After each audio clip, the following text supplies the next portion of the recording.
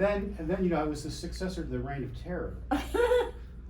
And so I had that going against me too, but, John and I think, we worked together very well over the years. A lot of mutual respect and admiration, I think, and, I appreciate that.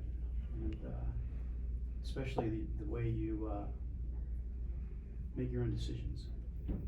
Smart decisions. Decisions are good for the company, the safety, the technology, those things, the transformational thought, those things are gonna be really important in the future of the company. So you've left a legacy.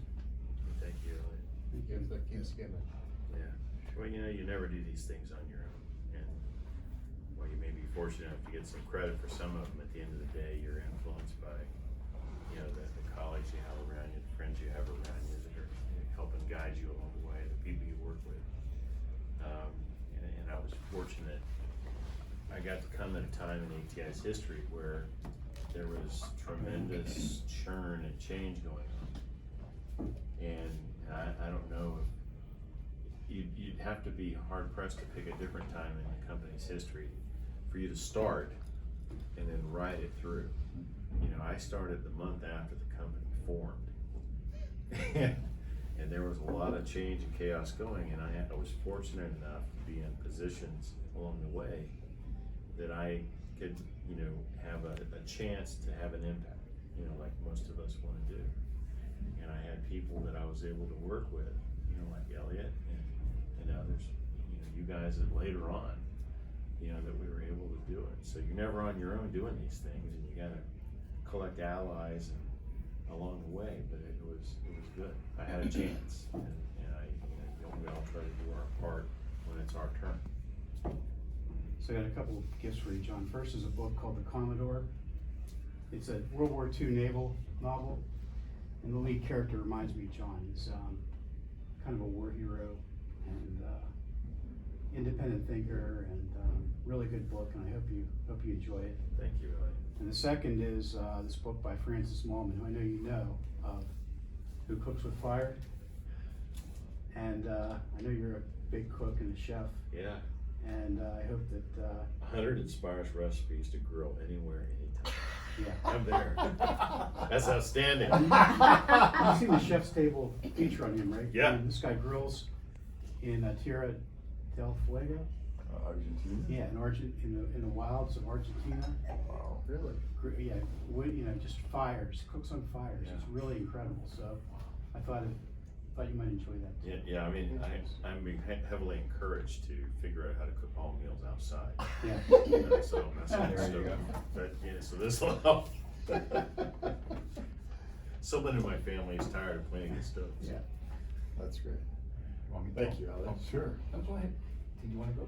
Sure. So we've only worked together. We only get to work together for a short Couple period years, of time. But yeah. I do remember the first meeting I walked into it, and you were explaining something around ops, and you said, "We would never do that, Bob. How could you be accusing us?" And I was walking in and sitting down, and I'm like, "Nope, never do that." And so kindred spirit right from the very beginning. And then I saw this. I was on vacation this summer, and it reminded me. So 2 weeks in, I got to go to the first earnings call. Mm. And I remember Bob going, "Well, you can just come in and listen," when I started. I said, "Super." And then he was like, "You can read the script. Why not? You can just read the script." And I'm like, I hardly even know what titanium is, but sure, I can read. We got that.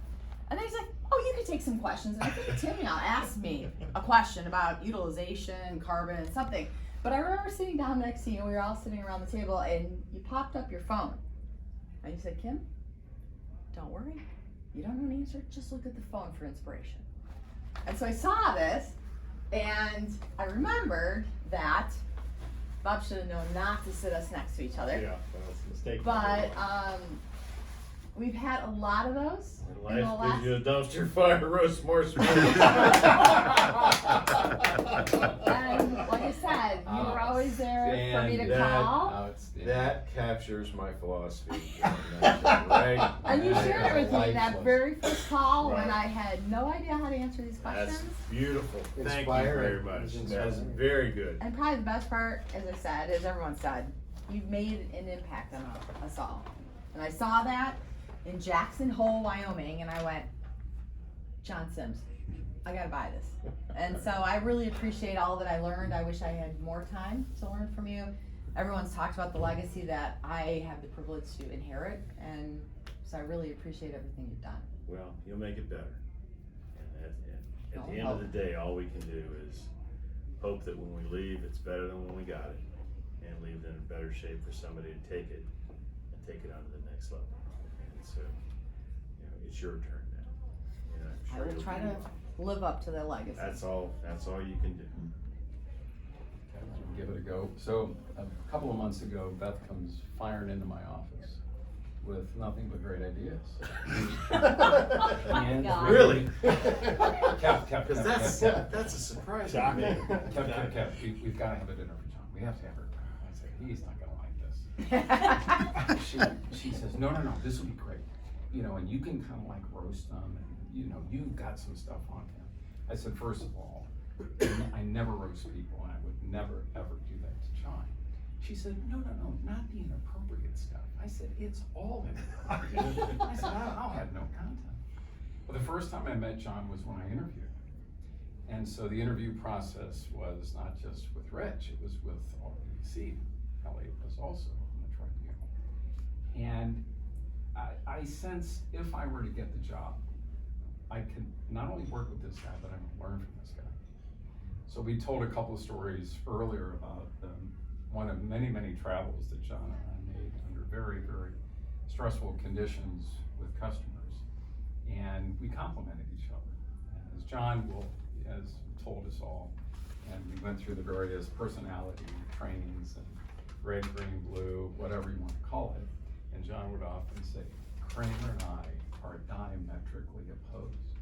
And we really are, from a personality and how we think about, you know, solving problems too fast. It's not just you and I were different, but we were an outlier Yeah, data of the set whole from group. everyone else, Right. right? It was just us two. But, and over the 7.5 years that I had the privilege of working with John, we would trade paint on occasion. We would then shut the door, we'd solve it, and off we go. And as long as we solved it, which we always did, and we got in front of the customer would start to give us little nicknames. GE, most notably, at our off-site conference, Janice Lynn, who's the head of purchasing, referred to us as Frickin' Frack in a very endearing way. However, when John and I would go to South Rhine, we were Beavis and Butthead, to be clear. And I'm pretty sure I was the butthead, just to be sure here, just to be clear. It was always debatable. It's always debatable. But as much as John and I think worked well together, I know we worked well together, we complimented each other on all those travels to see the customers. Where I really enjoyed traveling with John was when I would go with him in his plants. And John had me in his plants all the time. He would have me in his business reviews all the time. He would dispatch me within his business and say, go talk to these guys, Craig. Go see if you can kind of help them. That's where I really learned what John was all about today. So the great comments that Elliot provided. And that's where I learned a lot. Which, you know, I would say, you know, John will forget more about the operations of ATI than I'm ever gonna learn. But I honestly, John, had as much fun with those travels as all the crazy things that, you know, John and I almost had at times like a secret language, or even just like, you know, like take the pitch kind of things, like at board meetings or what have you. He would just look at me and we would know immediately, uh-oh, you know, this is gonna end not well at all. But it was that kinship, it was that time you spend together, and while different in personalities. Mouth or Yeah, I'm eyes? corner guy. Okay. Well, again, Definitive. while different in personalities, I think we always had a common cause. And then finally, again, on a personal note, we got to be friends. We weren't just colleagues, and we got to know each other's spouses, we got to know each other's kids, and we still talk about family. And that is also on the list of who John Sims is, clearly. It's family first. It's a rare privilege you have when you're gonna spend most of your life working with your colleagues, right? But it's a rare privilege when those colleagues you consider friends. And I was fortunate to have people I work with.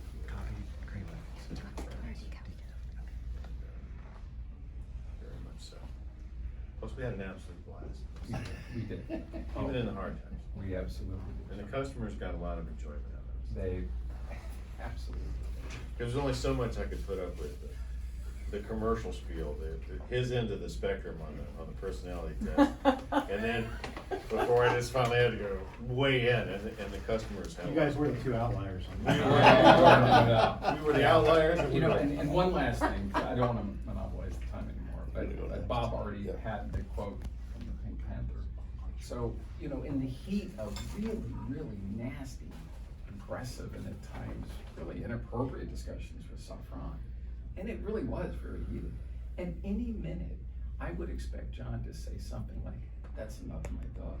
I mean, just like this, seriously, like this out-of-body experience. Yeah. Oh, so do you have a list?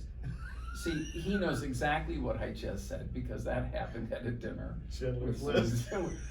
Jeez, the guy's name's Schindler, and he's with Siemens, and like right out of Central Casting, and we're with Tucker and Bartley, we're at Ruth's Chris, and these two Germans, and was talking about this guy that's a problem with Schindler. And John looks at me and goes, "Well, does he have a list?" And I got it, and I'm like, "Jesus, John." And Tucker and Bartley was, "Well, what's he talking about?" I said, "God damn, John." So it's that kind of stuff that would just come out of left field, that kind of break the ice a little. Yeah, but I categorized him as a non-entity. That's what I that was know, what I said. I know, So- I know. I know we're in the Oh. present portion of the evening right now. May I do a little presentation really quick? We did a little something special for you, John, Oh, thank you. for your congratulations, and we all signed a menu. Signed a Cormac and menu. Shakespeare. Oh,